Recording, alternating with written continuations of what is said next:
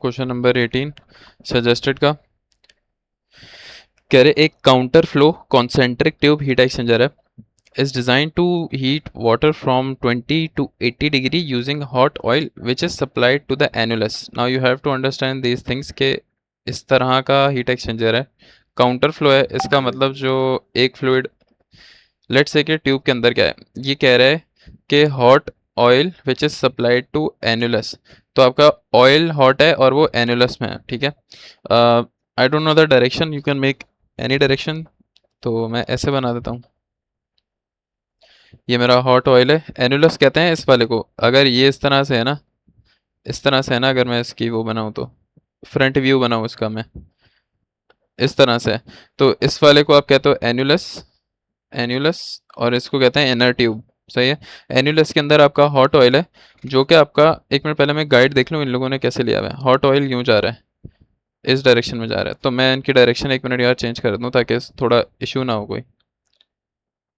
और यहाँ मेरे पास जो कोल्ड फ्लूइड है वो इस डायरेक्शन में जा रहा है, ठीक है। तो ये काउंटर फ्लो बन गया। कह रहे हैं कि हॉट ऑयल का जो टेम्परेचर 160 से 140 हो रहा है, तो 160 से 140 हो रहा है।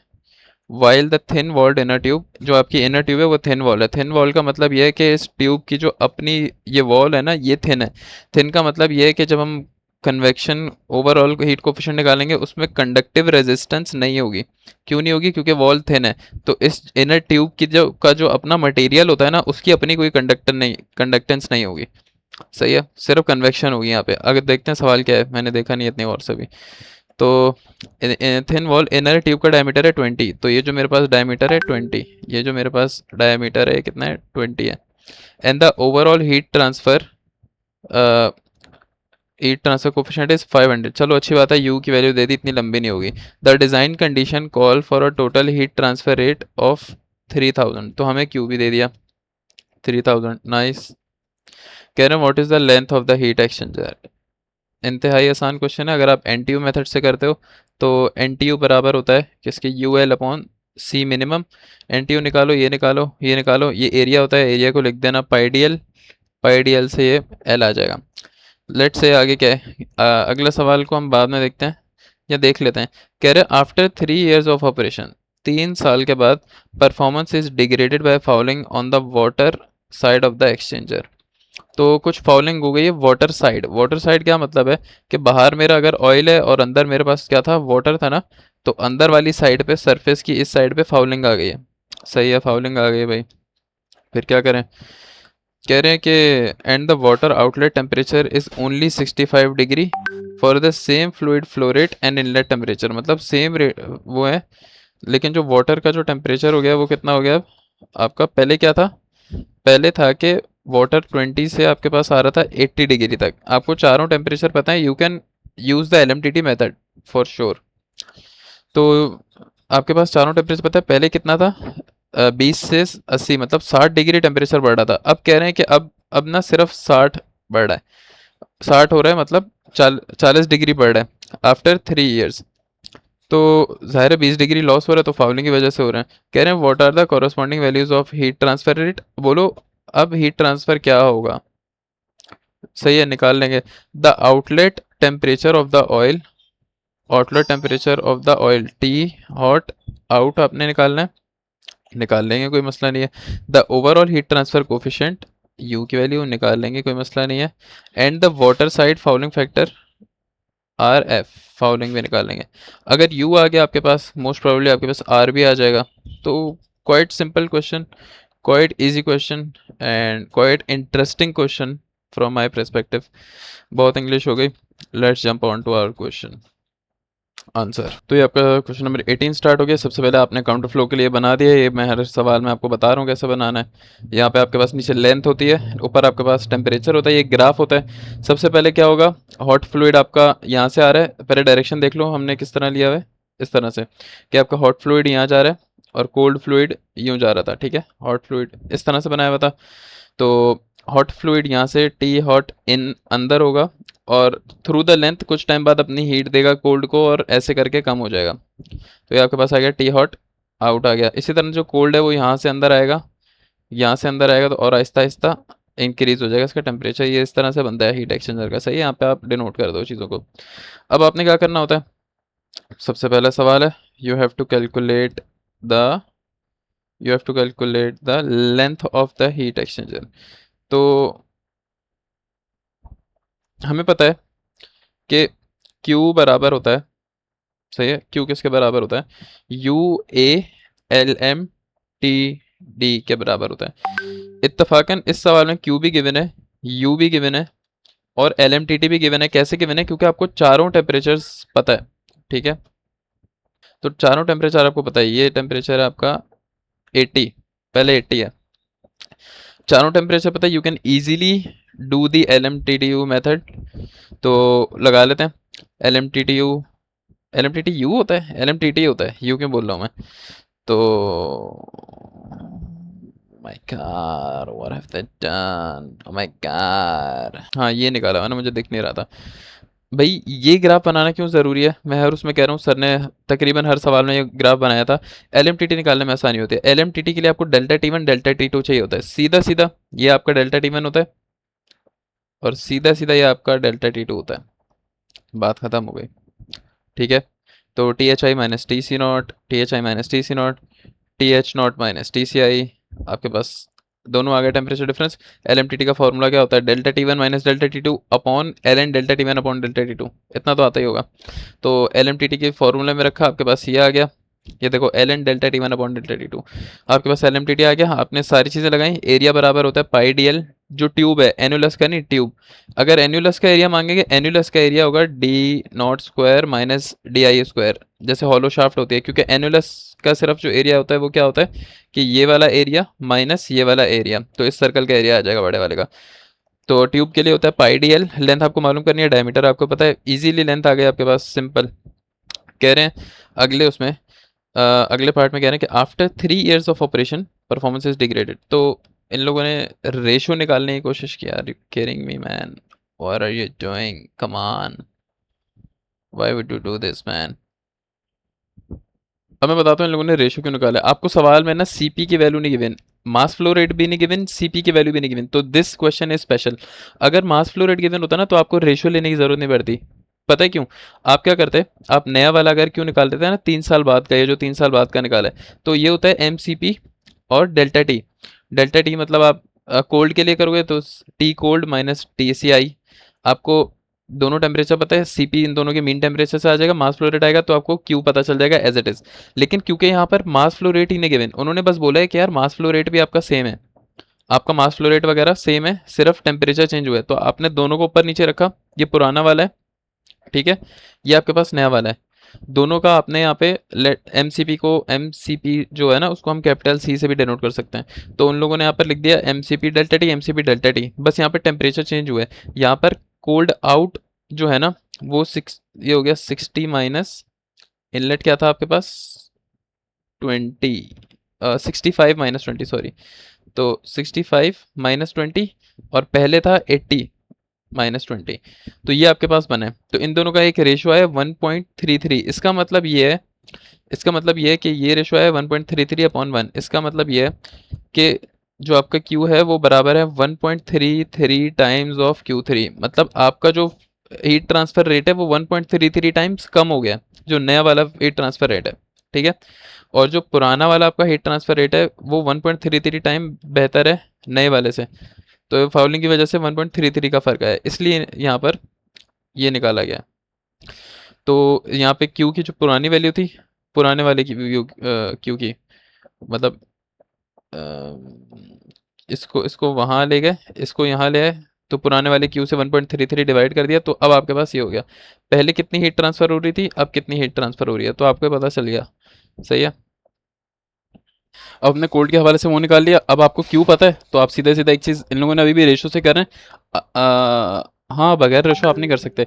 मैं कह रहा था कि आप ऐसा करते कि Q3 is equal to M C P hot और T H I minus T H naught निकाल सकते हो।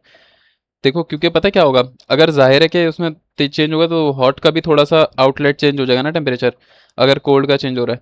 तो उन लोगों ने बोला था कि आप हॉट का भी चेंज हो गया, आप हॉट निकालो वापस। तो अब आपको ये पता है, ये पता है, ये पता है, सिर्फ ये नहीं पता। मैं कह रहा था कि यार ऐसे निकाल लो, क्योंकि क्यू तो आपको पता चल गया था कितना था, 2250। मसला है कि एमसीपी गिवन नहीं है सवाल में, तो आपको वापस से रेशो से ही करना पड़ेगा ताकि किसी तरह ये सी से सी कट जाए। ठीक है, तो आपने वापस क्यू अपॉन क्यू थ्री आपको पता है कि 1.33 के बराबर है, और क्यू के बजाय आपने डाल दिया C T H I minus T H naught पुराना वाला, और यहाँ पे नया वाला डाल दिया। सही है।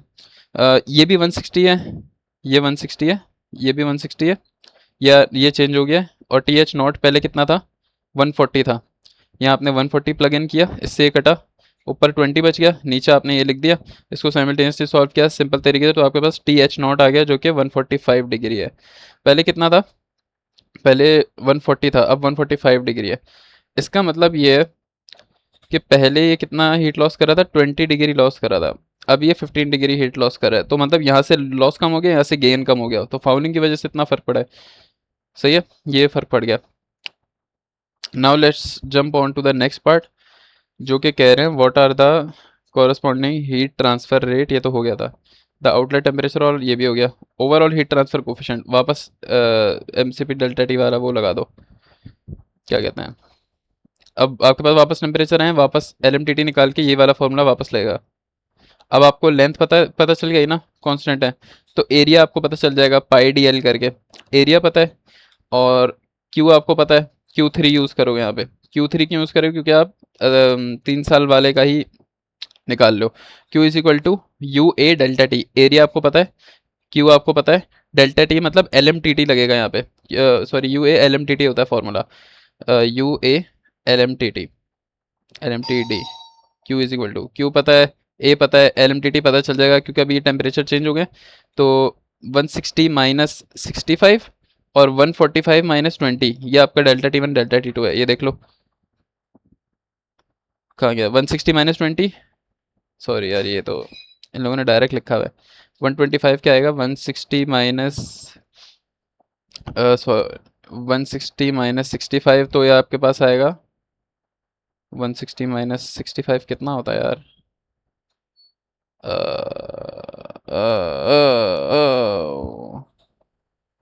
160 माइनस 65, अरे हाँ 95 होता है, तो ये आपके पास 95 आ गया। और इसी तरह 145 माइनस 20 होता है 125, तो ये लिख दिया। अब आप बोलोगे कि यार मैंने तो अभी आपको बताया है कि ये डेल्टा टी वन होता है, डेल्टा टी टू होता है, और यहाँ इन लोगों ने एल एम टी टी के फॉर्मूले में ये डेल्टा टी टू पहले लिखा हुआ है, डेल्टा टी वन बाद में लिखा है, तो ये आप दोनों तरीकों से लिख सकते हो, सही आपकी मर्जी है। एल एम टी टी का जो फॉर्मूला होता है वो होता है delta T one minus delta T two upon L N of delta T one upon delta T two. अब आपकी मर्जी है कि आपने डेल्टा टी वन पहले लिखना है, डेल्टा टी टू पहले लिखना है। अगर तो आप डेल्टा टी टू पहले लिख देते हो, ये पहले लिख देते हो, वन बाद में लिखते हो, तो यहाँ पर भी चेंज कर देना, आंसर सेम आएगा। ये किया हुआ है बस यहाँ पे, तो आपके पास यू थ्री आ गया आराम से ये। अब आपने फाउलिंग निकालनी है। फाउलिंग का ये कॉन्सेप्ट मैंने पिछले किसी क्वेश्चन में समझाया था कि ये कैसे हो रहा है यार, कम ऑन, अबे यार। तो U बराबर होता है 1/RT के, 1/टोटल रेजिस्टेंस के। इसको मैं ऐसे लिख सकता हूँ 1/RT, ठीक है। और रेजिस्टेंस में आपकी कौन सी आती है, एक शेलन ट्यूब में या कॉन्सेंट्रिक ट्यूब, अगर इस तरह बना हुआ है ना, इस तरह ट्यूब है, तो यहाँ पे कन्वेक्शन होती है, एक वाटर में, एक कन्वेक्शन होगी आपकी, सॉरी एक कन्वेक्शन होगी वाटर में, एक कन्वेक्शन होगी आपकी ऑयल में, और अगर ये थिन नहीं होती तो कंडक्शन होती है, 3 रेजिस्टेंस होती है। लेकिन वैसे वो होती है कन्वेक्शन होती है, लेकिन इन सब की ज़रूरत नहीं है क्योंकि आपको ओवरऑल हीट ट्रांसफर कोफिशिएंट सवाल में गिवन है, ठीक है। तो आपकी जो पहले फाउलिंग से पहले जितनी भी रेजिस्टेंस थी, फाउलिंग से पहले जो आर टोटल था वो आपकी कितनी थी, वो 1/U के बराबर थी, क्योंकि हमें पता है कि 1/U बराबर होता है आर टी के, या फिर U बराबर होता है 1/RT के, ये हम बचपन से पढ़ते हुए आ रहे हैं। तो शुरू में जो रेजिस्टेंस थी टोटल वो 1/U के बराबर थी, सही है। लेकिन अब क्या हुआ कि यहाँ पर एक और रेजिस्टेंस ऐड होती है 3 साल बाद, जो कि फाउलिंग है, ये सिंपल है। तो आर टोटल अब इसके बराबर हो गई। ये बात आपको समझ आई? क्या मैं बताना चाह रहा हूँ, मैं ये बताना चाह रहा हूँ कि पहले जो टोटल रेजिस्टेंस थी वो सिर्फ कन्वेक्शन की वजह से थी इस तरह से, लेकिन ये है पहले।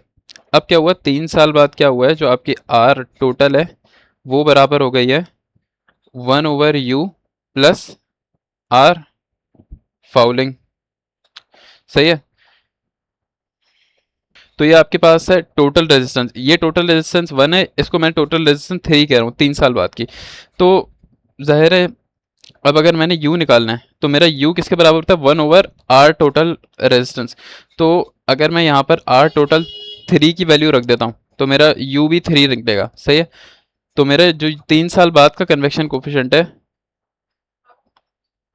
3 साल बाद का कन्वेक्शन कोफिशिएंट है वो बराबर है 1/RT।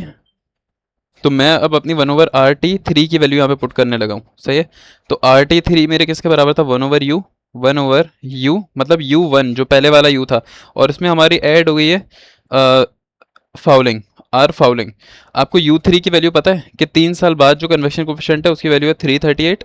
तो ये आपके पास 338 इज इक्वल टू, मैं इसको इन्वर्स की फॉर्म में भी लिख सकता हूँ आसानी के लिए।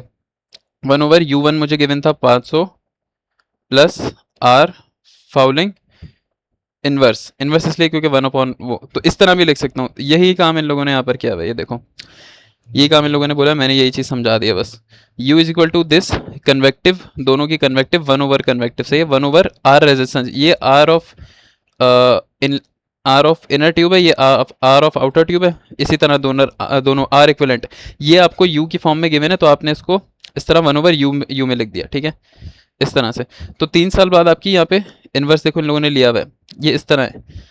कुछ टाइम बाद ये दोनों चीज़ें जो हैं ये बराबर है आपके 1/u के, और ये आपका आर फाउलिंग। परफेक्ट, इसको साइमल्टेनियसली सॉल्व करो, आपके पास आ गई वैल्यू। थैंक्स।